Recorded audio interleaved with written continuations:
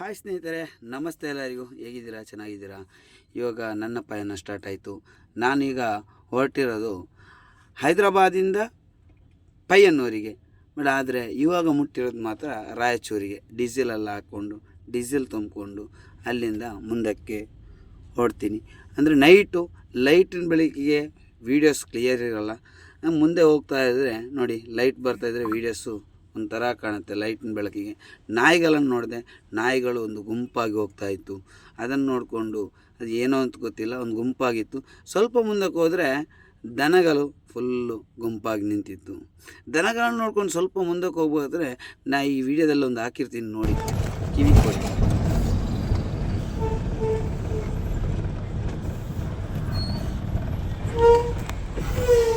ಏನು ಸರ್? ಏನು ಕೆಂಟ್ರಿ? ಏನು ಕೆಂಟ್ರಿ? ಆಲ್ ಇಂಡಿಯಾ ಪರ್ಮಿಟ್ ಗಾಡಿ. ಬಾರ್ಡ್ರ್ ಇಲ್ಲ. ಯಾವ ಥರ ಮಾಡ್ತಾರೆ ನೋಡಿ. ಏನಿಲ್ಲ, ಚೆಕ್ ಪೋಸ್ಟ್ಗಳಿರುತ್ತೆ. ಆರ್ ಟಿ ಚೆಕ್ ಪೋಸ್ಟು, ಆಮೇಲೆ police check post, forest check post, ಅಬಕಾರಿ ಚೆಕ್ ಪೋಸ್ಟು. ಒಂದೊಂದು ಗಡಿ ದಾಟಬೇಕಾದ್ರೆ, ನಾವು ಒಂದು ಸ್ಟೇಟಿಂದ ಇನ್ನೊಂದು ಸ್ಟೇಟಿಗೆ ಹೋಗ್ಬೇಕಾದ್ರೆ ಇವರೆಲ್ಲ ಇರ್ತಾರೆ. ಅಂದರೆ ನಾವು ಆಲ್ರೆಡಿ ಆರ್ ಟಿ ಒಗೆ ಅಲ್ಲಿ ಹೋಗ್ಬಿಟ್ಟು ಡಾಕ್ಯುಮೆಂಟ್ಸ್ ಎಲ್ಲ ತೋರಿಸೇ ಬರೋದು. ಆನಂತರ ಮುಂದಕ್ಕೆ ಬಂದರೆ ಇವ್ರದ್ದು ಈ ಥರ ಇರುತ್ತೆ. ಹಂಗೇನೆ ಬಂದೆ ನಾನು. ಇದು ಬರಬೇಕಾದ್ರೆ ನೋಡಿ, ಈ ಲೈಟ್ ಬೆಳಿಗ್ಗೆ ಅಷ್ಟು ಕ್ಲಿಯರಾಗಿ ನಿಮ್ಗೆ ಕಾಣಿಸಲ್ಲ, ಆದರೂ ನಾನು ಹೇಳ್ತಾ ಇದ್ದೀನಿ. ಇದು ಬಂದುಬಿಟ್ಟು ಇಲ್ಲಿಂದ ಲೆಫ್ಟಿಗೆ ಕಟ್ಟಾದರೆ ಮಂತ್ರಾಲಯಕ್ಕೆ ಹೋಗುತ್ತೆ. ಬರೀ 9 kilometre, Raichur to Mantralaya road ಇದು. ಈ ಸರ್ಕಲಿಂದ ಲೆಫ್ಟ್ ಕಟ್ಟಾದರೆ ಡೈರೆಕ್ಟಾಗಿ ಮಂತ್ರಾಲಯಕ್ಕೆ ಹೋಗುತ್ತೆ. ಇನ್ನು ನಾನು ಸ್ಟ್ರೈಟ್ ಬರಬೇಕು, ಅದೋಣಿಗೆ ಬರಬೇಕು. ಅದೋಣಿ ಅಂದರೆ ನಮ್ಮ ಬಳ್ಳಾರಿ ಹತ್ರ. ಆ ರೋಡು ಒಳಗಿನ ದಾರಿ. ಮಾತ್ರ ಒಳಗಿನ ದಾರಿಯಲ್ಲಿ ನೋಡಬೇಕಾದ್ರೆ ಫುಲ್ಲು ನಿರ್ಜನ ಪ್ರದೇಶ, ಯಾರು ಇರಲ್ಲ ಇಲ್ಲಿ. ಅಂದರೆ ಗಾಡಿಗಳು ಒಂದೊಂದು ಅಡ್ಡಾಡ್ತಾ ಇರುತ್ತೆ, ಹೋಗುತ್ತೆ ಬರುತ್ತೆ. ಲಾರಿಗಳು ಜಾಸ್ತಿಯಾಗಿ ಈ ರೂಟಲ್ಲಿ ಹೋಗೋದು. ರೋಡು ಅಷ್ಟು ಚೆನ್ನಾಗಿಲ್ಲ, ಖರಾಬಾಗಿದೆ ರೋಡು. ಅಲ್ಲಲ್ಲಿ ಗುಂಡ ಎಲ್ಲ ಹಾಕೊಂಡು. ಅದನ್ನು ಬಿಟ್ಟು ಈ ರೋಡ್ಗಳನ್ನ ನೋಡ್ಕೊಂಡು ಮುಂದಕ್ಕೆ ಹೋಗ್ಬೇಕಾದ್ರೆ ಯಾರೋ ಇಬ್ಬರು ಪಿಕಪ್ಪಲ್ಲಿ ನೇತಾಡ್ಕೊಂಡು ಹೋಗ್ತಾ ಇದ್ದಾರೆ. ಅವರನ್ನು ನೋಡಿಕೊಂಡು ಹಂಗೇ ಮುಂದಕ್ಕೆ ಹೋಗ್ಬೋದ್ರೆ ಒಂದು ಸಣ್ಣ ಇನ್ಸಿಡೆಂಟು. ಅಂದರೆ ಒಂದು ಗಾಡಿ ಅಪ್ಸೆಟ್ ಆಗಿತ್ತು. ಅದನ್ನು ನೋಡಿದೆ. ಅಂದರೆ ಅದು ಹೆಚ್ಚಿನ ಅಂಶ ಡ್ರೈವರ್ ನಿದ್ದೆಯಲ್ಲಿ ಬಂದು ಬಿದ್ದಿರೋದು ನನ್ನ ಅಭಿಪ್ರಾಯ. ಯಾಕಂದರೆ ಹಂಸಿಗೆ ಮುಟ್ಟಿದಾಗ ಅವನಿಗೆ ಎಚ್ಚರ ಆಯಿತು, ಟಕ್ಕಂತ ಗಾಡಿ ಹೇಳ್ಕೊಂಡು ಆ ಕಡೆ ಗಾಡಿ ಹೋಯ್ತು ಅಂತ ನನ್ನೊಂದು ಅಭಿಪ್ರಾಯ. ನಿಮಗೇನಾದರೂ ಅಭಿಪ್ರಾಯ ಇದ್ದರೆ ಹೇಳಿ ನನ್ನ ಹತ್ರ.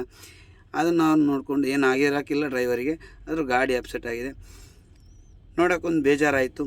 ಅದನ್ನು ನೋಡಿಕೊಂಡು ಮುಂದಕ್ಕೆ ಬಂದೆ. ಸೀದಾ ಬರಬೇಕಾದ್ರೆ ನೋಡಿ, ಇದು ಬಳ್ಳಾರಿ ಎಂಟ್ರೆನ್ಸು. ನಾನು ಬಳ್ಳಾರಿ ಮುಟ್ಟಿದೆ. ಬಳ್ಳಾರಿಯಲ್ಲಿ ನೋಡಿ ಎಷ್ಟು ಚೆನ್ನಾಗಿದೆ ಈ ದೇವಸ್ಥಾನ. ಅಂದರೆ ನೈಟ್ ಹೊತ್ತು ಲೈಟಲ್ಲಿ ಒಂದು ಒಳ್ಳೆ ರೀತಿಯಲ್ಲಿ ಒಂದು ಒಳ್ಳೆ ಕಾಣುತ್ತೆ. ಮತ್ತು ನನಗೆ ಯಾವ ದೇವಸ್ಥಾನ ಅಂತ ಗೊತ್ತಿಲ್ಲ. ದೇವಸ್ಥಾನ ಕಾಣ್ತು, ನನಗೆ ವೀಡಿಯೋ ಮಾಡಬೇಕು ಅನಿಸ್ತು, ನಾವು ವೀಡಿಯೋ ಮಾಡಿದೆ.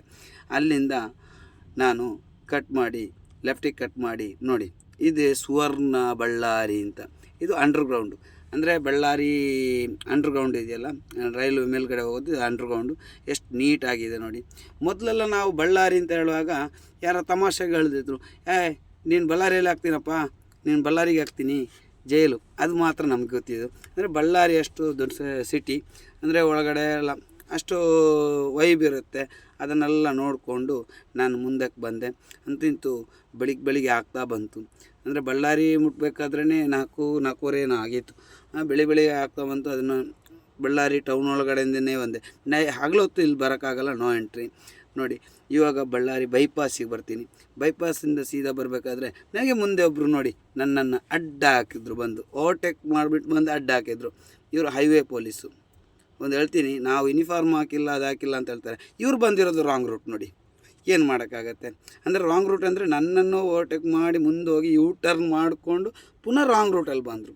ಏನು ಮಾಡೋಕ್ಕಾಗಲ್ಲ. ನೆಕ್ಸ್ಟ್ ವೀಡಿಯೋದಲ್ಲಿ ಇನ್ನೂ ಮುಂದಕ್ಕೆ ಅಪ್ಡೇಟ್ ಇದೆ, ಅದು ಕೊಡ್ತೀನಿ. ಓಕೆ, ಬಾಯ್.